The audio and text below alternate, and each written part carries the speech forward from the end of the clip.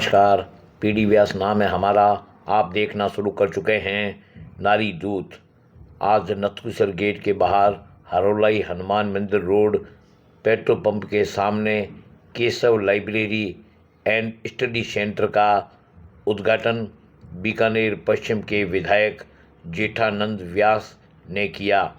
इस मौके पर जितेंद्र पुरी व रमेश पुरी ने कहा कि इस एरिया में शिक्षा की अलग जगाने वाले बीकानेर पश्चिम के विधायक जेठानंद व्यास ही है। उन्हीं के प्रयासों से यह एरिया शिक्षित हुआ है। इस मौके पर आप देखिए जेठानंद व्यास ने क्या कहा, आप खुद सुनिए। मैं रिटायरमेंट के बाद एक ऐसा कार्य करूं कि क्षेत्र में बच्चे पढ़ सके, वाचनालय के जैसा। तो ये लाइब्रेरी एक वाचनालय का आधुनिक रूप ही है और एक सामाजिक प्रकल्प है। आपने जो लाइब्रेरी खोली है, यहाँ के विद्यार्थियों को एक, मैं तो सोचा आपने कुछ तोहफा दिया है और ये एक अच्छा काम शुरू किया। ये क्षेत्र अब तो बहुत ठीक है। 1982 में इस क्षेत्र में मैंने एक स्कूल खोलिया। 1 रुपये नाम लिखा है, 5 रुपये महीने की फीस। एडमिशन फीस 1 रुपये था और 5 रुपये महीने की फीस थी। और वो स्कूल खोली मैंने।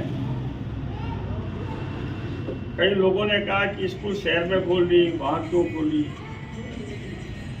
लेकिन उस क्षेत्र को भी शिक्षा पाने का अधिकार है। तो हमने एक प्रयास किया।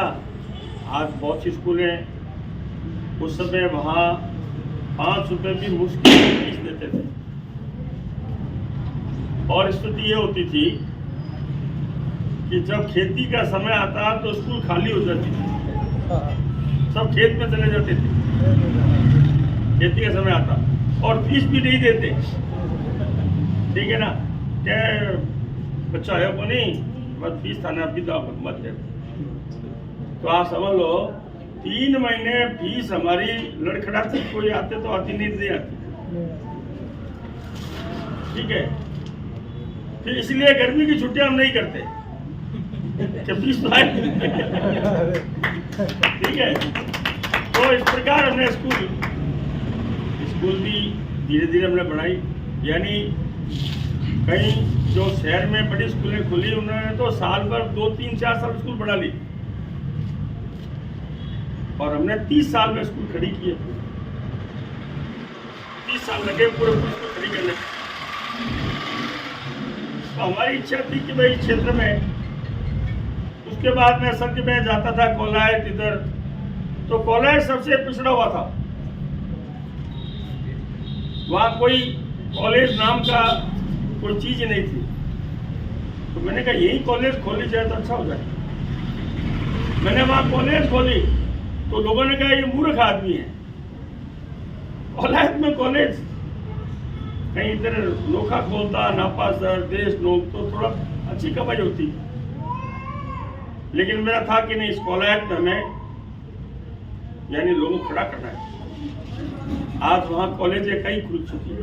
2006 में मैंने कॉलेज खोली, उसमें कोई कॉलेज नहीं थी। और आज से 4 साल पहले तक कोई कॉलेज नहीं थी। बच्चों से लेके कॉलेज तक केवल एक कॉलेज थी। 5 साल पहले की बात है, एक कॉलेज थी।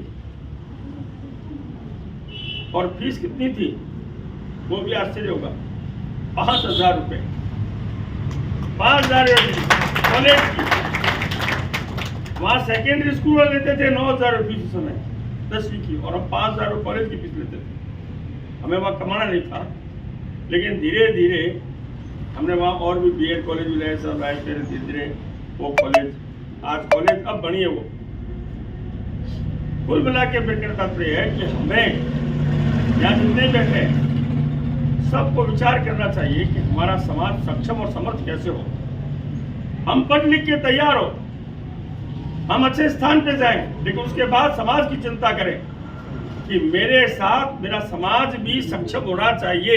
मैं तो सक्षम हो गया, लेकिन मेरे समाज और परिवार को कैसे सक्षम करूं, उस पर भी चिंतन करना चाहिए। नहीं तो आजकल क्या होता है, मारवाड़ी के मेर मारो हुनियो बाकी भाग में जाए। ये सिस्टम है। व्यक्ति सक्षम होता है तो अपने परिवार बच्चों के अलावा दूसरी परिवार, अगर भाई का बच्चा नहीं पढ़ता तो ना पढ़े, उसके अगर अशिक्षित है उसकी चिंता नहीं करना। मेरा बच्चा अच्छी स्कूल में पढ़े, उसके बाद कार होनी चाहिए, उसकी बिल्डिंग होनी चाहिए, वो होना चाहिए। भाई का बच्चे पास साइकिल नहीं तो चिंता नहीं करते। हमें उसकी भी चिंता करनी चाहिए। हमें अपने समाज की, मैं अगर सक्षम हुआ तो मैं अपने समाज को कैसे सक्षम कर सकता हूँ, उसकी भी चिंता करनी है। अपने शहर को कैसे अच्छा कर सकता हूँ, उसकी भी चिंता करनी है। तो ये सब मेरा आपसे ही है, आप सब पहले सक्षम बनो, पढ़ लिख के अच्छी पोस्ट पे बैठो, अच्छा काम करो, और जब आप अच्छे स्थान पे बैठते हो तो दूसरा आपका चिंतन होना चाहिए, मेरा समाज, मेरा परिवार। परिवार का मतलब खुद के बच्चे वो नहीं, भाई, उनका भी चिंता करना। अगर कमजोर भाई है तो कैसे खड़ा कर सकते हो उसको, उसका भी चिंतन करना।